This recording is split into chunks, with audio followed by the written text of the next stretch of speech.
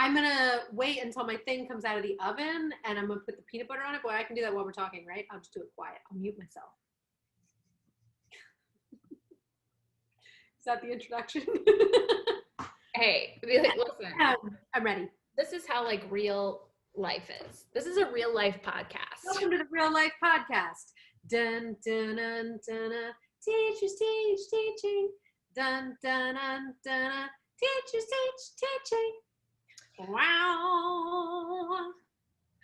I wasn't ready for that ending, but all right. So today we are going to talk about how to set boundaries with parents for distance learning. And the main thing we're thinking about here is knowing that now that you are doing lots of Zoom calls and some things that are live, some things that are pre-recorded, there are lots of pros and cons to the fact that parents may be hanging out in class more than they would have been previously. And so the goal of this is to really think about, I think sometimes we think of setting boundaries always as like negative. And so it doesn't have to be negative. If boundaries are set ahead of time and set well, it actually is going to help all of you. So I want us to think about, how are we setting boundaries with parents or guardians, whomever is at home with the students that are part of the learning, that actually ends up being helpful and more supportive for the student, the parent, guardian, adult, and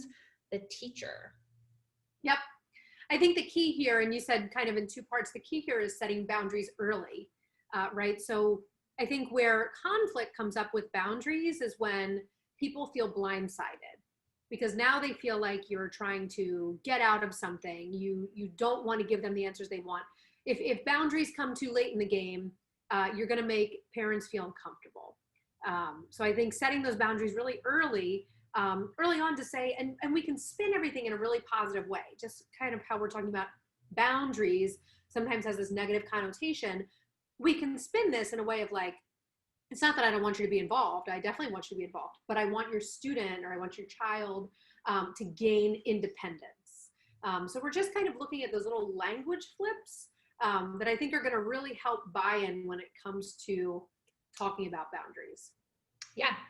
So I think a good one to start with, because it's like a new one that everyone's dealing with, really specific to online learning, is especially when you're having live class calls. And so I think, and some of you may be able to prove me wrong, but that a lot of us skipped the step of letting parents know what our expectations are of them during a live Zoom call. And what I mean by that is, and this is obviously, you want to think about the age that you're teaching, all of that. So these are more like questions to be asking yourself, and how to communicate that to the parents of, do you want the parents to be like, should we be able to see the parents on camera? Is that okay? Like, is it okay if the parents chime in and are like, well, I have a question about that assignment, or if they're putting things in the chat and I could make arguments to like yes and no for all of the things that I just said.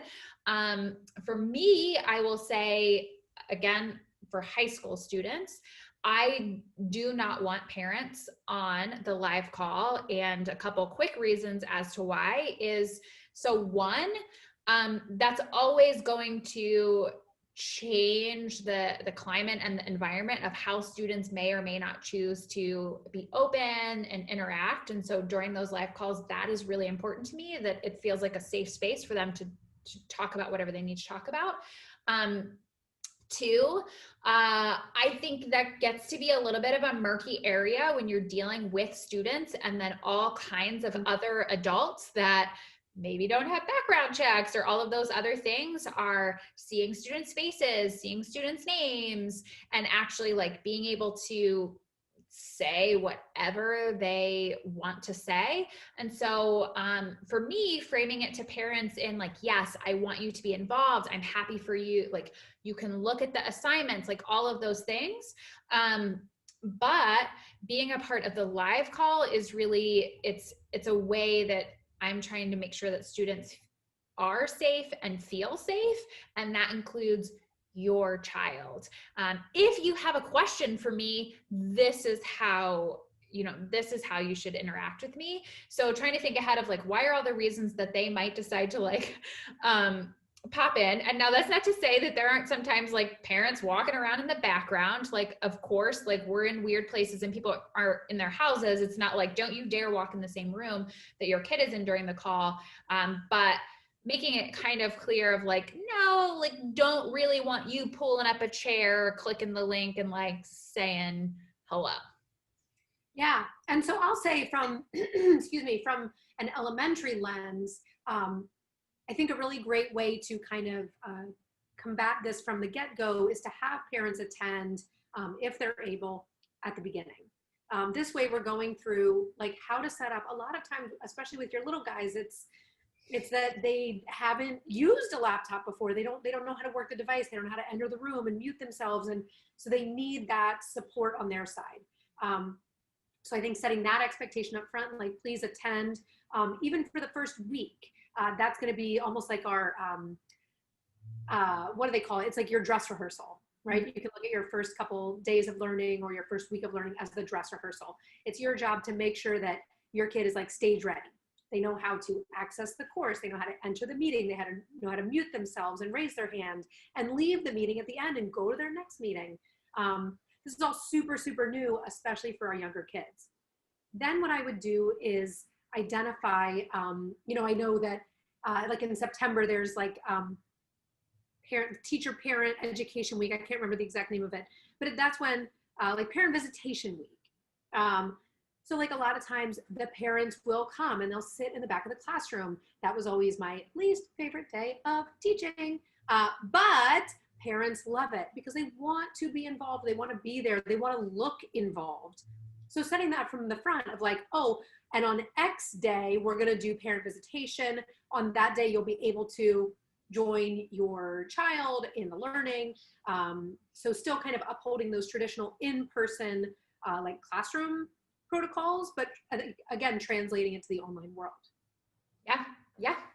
So I think another boundary that could be fun to talk about is that most likely, so if you are using some kind of learning management system, parents probably have more access to just your overall content than they did before.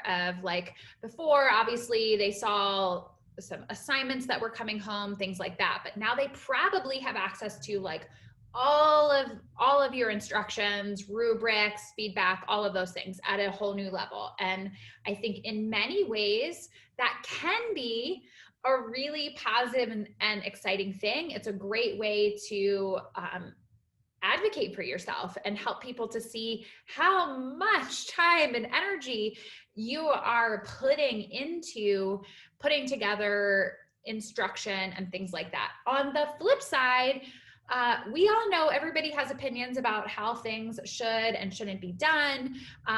There may be parts of it's a new way for you if you've never really taught through a learning management system before, of a new way of having to give instruction. You're used to be able to be like in the classroom, giving instructions, answering students' questions, and it's definitely potentially different when you're also trying to put it all in writing, and you may not be as clear as you wish or as clear as somebody else wishes.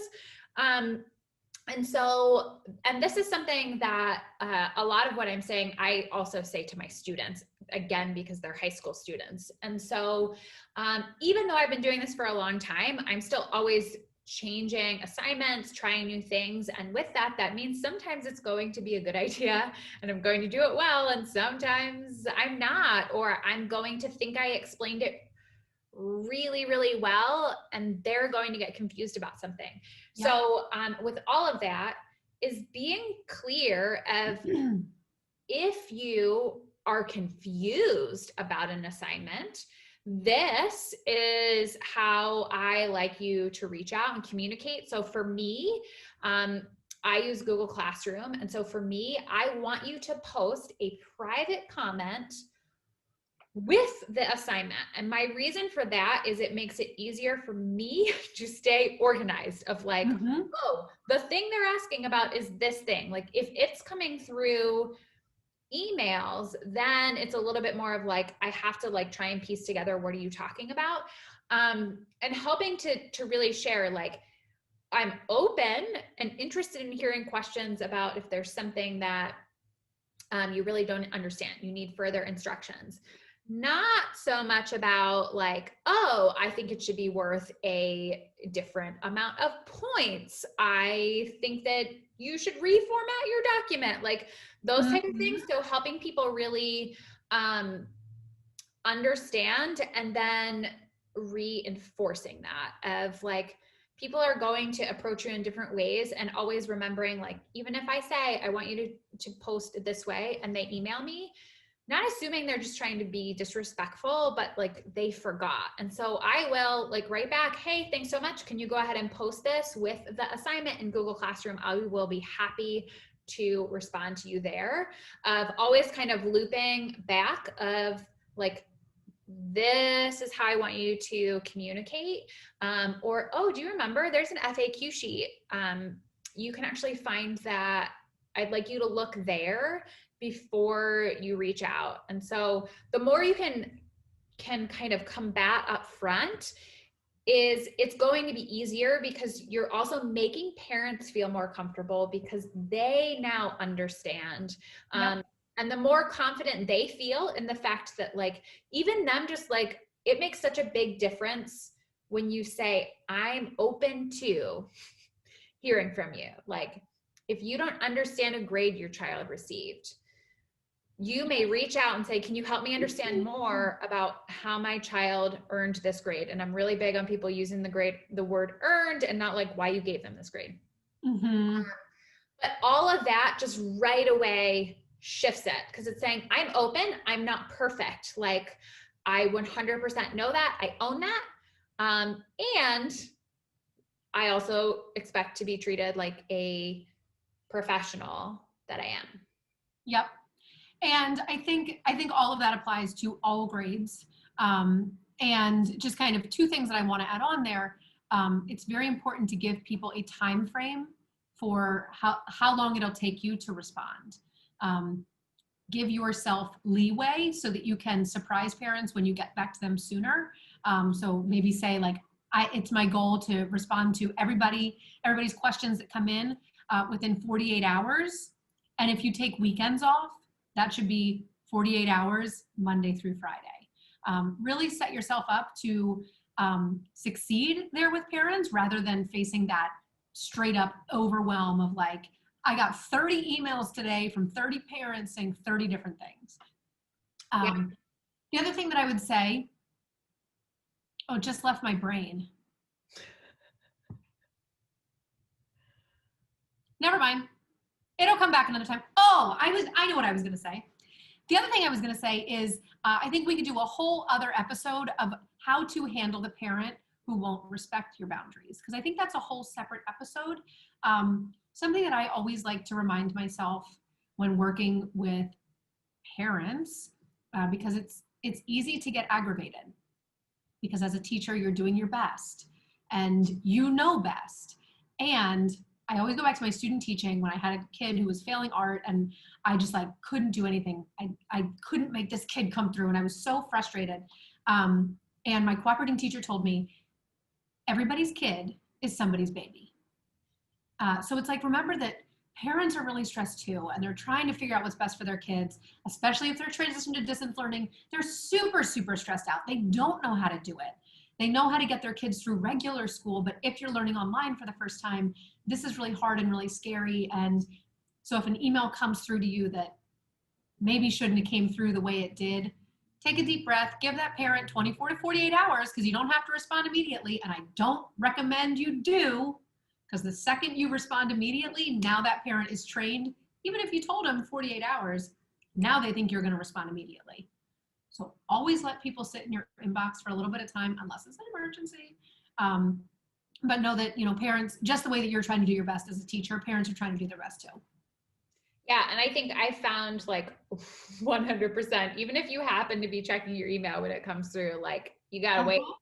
But the other part that sometimes doesn't always happen when you wait is if you really, especially those hard emails, like wait the whole time, sometimes you will actually get a follow-up email of an apology where like the parent they had a terrible day, like they were stressed out. So many other things happened that you didn't even know about.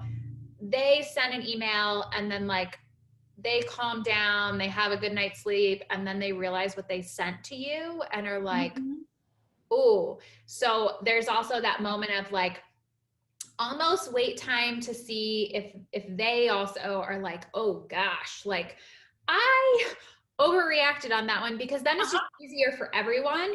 You just act like the other email didn't even happen, respond to the apology, and are like, oh, like happens to the best of us, and kind of move on. But yeah, because if you respond immediately, you are also, not only are you training them, but you're responding to them while they're still mad.